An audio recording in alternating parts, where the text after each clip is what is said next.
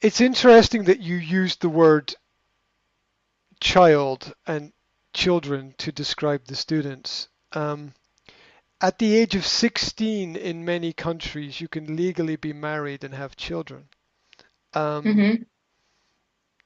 Describing people who could be married and have children as children when in many parts of the world you can drive and have adult responsibilities is something that needs to be addressed if the teacher wants the respect of the students. This is an age of adult conflict and a quest for dominance in situations.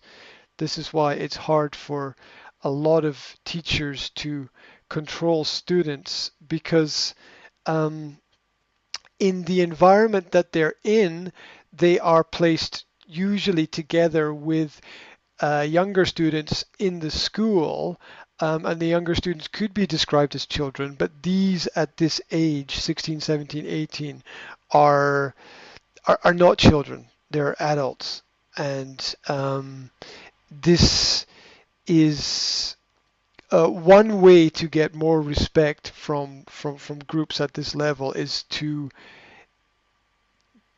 give them more responsibilities, some of which they will fail because it will be difficult or new or different for them.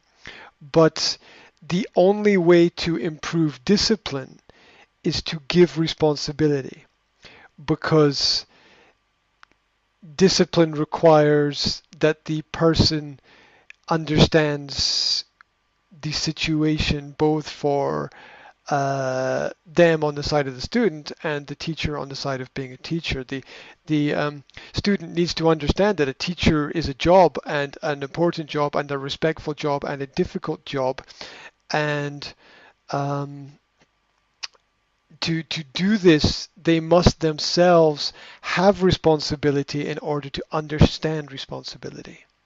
Mm-hmm. And that's why I suggested that some of the students' ideas, maybe they are, maybe they aren't, I don't know, some of the students' ideas be included in any set of rules or any type of contract that is created because the students might not know what they're doing, but they need a chance to be shown and given examples that they don't know what they're doing. Mm-hmm. Because what is practical and logical and sensible to the teacher is very often invisible to the student because of a lack of experience. Mm-hmm. So if you, you know, imagine this is a really bad example I'm going to give, but just go with it.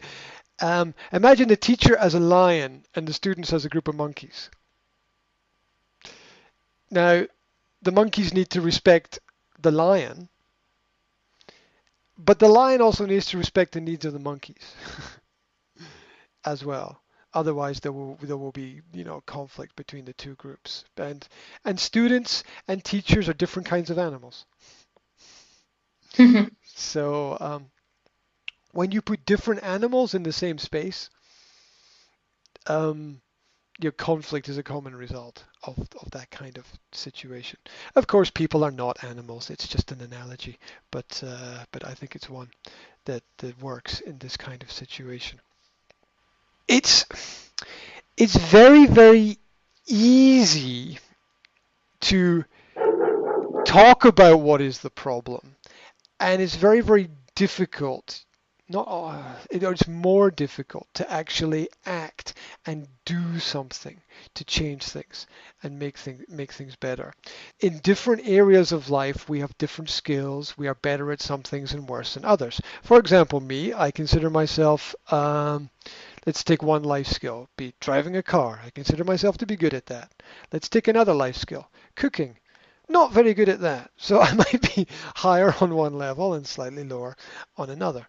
And so this is normal for different areas of life and different life skills. Somebody might be good at let's take another example. I had an example in my head. Somebody might be good at say, doing a lot of the fitness activities and keeping their personal health up to up to a good level, but they might have problems or difficulties in areas of say networking with people and building up friendships and building up support networks for their needs in life. So we all score differently in these different areas, but it's important to realize all the areas are important, and that if we can take a step up in those areas, then we can holistically grow. And for me, I think holistic growth is growing sort of outwards from a central core in all areas, not just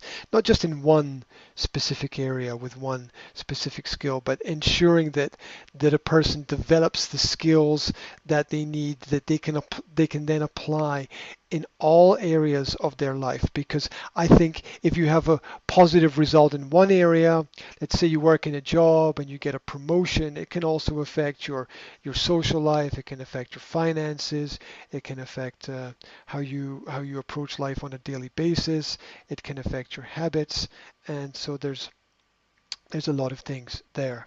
So the 8 areas that I suggested is business and career that's related to work, then finance related to organization of money, health, and really I think that health is wealth. I think that if you are physically healthy and mentally healthy, you have the foundation of everything that you need in life. Family and friends, these support networks for communication are important. Um, Romance, I realize that this means different things to different people. Some people like to talk about romance. Some people like to talk about love. Some people like to talk about likes. It's different for different people. For example, if you ask any person what is love, you will get a different answer from everyone usually. And it's something really, really unique for people. And it's important to understand what it means to a person. Um, and of course, there are different types of relationships involved in that as well. There's love between brothers and sisters. There's love between husband and wife. There's love between parents and children. Um, Other topics: personal development, personal growth. That's I think skills for the future, information that we need to know that will help us. There's fun and recreation. It's about what we do with the with our own time, whether we spend it with people or whether we spend it by ourselves, um, how we invest in ourselves, how we look at enjoying life and having positive experience. And then there's contribution. And contribution, the first 7 areas are basically connected with what we do a lot of the time for ourselves. And the last one, contribution, is what we do for other people. And I think if we do everything for ourselves and we do nothing for other people, um, it's it's it has a negative effect on us, because we need to, if we're going to grow ourselves, we need to share what we learn and share what we know with others, um, which is sometimes what teachers do on a daily basis naturally. They're taking their knowledge, their education, their information, their experience, and sharing it with students.